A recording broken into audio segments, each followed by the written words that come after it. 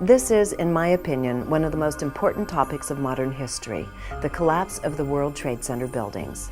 Wars have been fought, lives have been lost, and nations have been brought to the brink of bankruptcy, while a handful of corporations have become very wealthy as a result of those buildings coming down.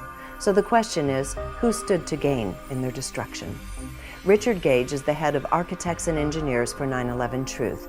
There should not be a shred of doubt in anyone's mind after hearing him out that all three buildings were taken down in a controlled demolition, which means the last decade of war and the loss of lives and liberty was based on a lie, a crime almost too heinous to consider. It turns out that there is no 10 to 15 story section of World Trade Center North Tower above the point of jet plane impacts. We're told that drove the rest of the building down to the ground. But in the first 4 seconds, it's destroying itself. It's like a mini controlled demolition. It's telescoping in on itself before there's any motion downward.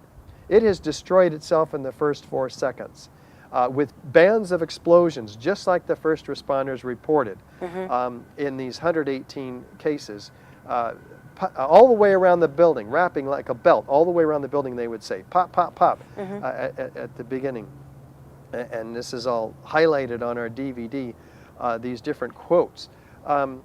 So after that first 4 seconds, what we see very clearly in the videos is the building tearing itself apart. And that occurs, just like the mini controlled demolition above, it occurs almost at free fall acceleration. The buildings are destroyed in about a dozen seconds. This is incredible. The rate is 10 floors per second almost. This is amazing. You can't even clap your hands that fast. It's being self-consumed. And we see racing down below the crush zone, in addition to these isolated plumes, these waves of explosions that are actually traveling faster down the building than the free-falling debris next to it. At times, that's how fast those explosions are going off. And in the South Tower, they're completely uniform around the South Tower, even though this building has fallen 22 degrees at an angle. And one would expect that momentum to continue and fall on the ground in some mangled heap, but it doesn't. It's uniformly distributed in a 1,400-foot radius about each of the twin towers.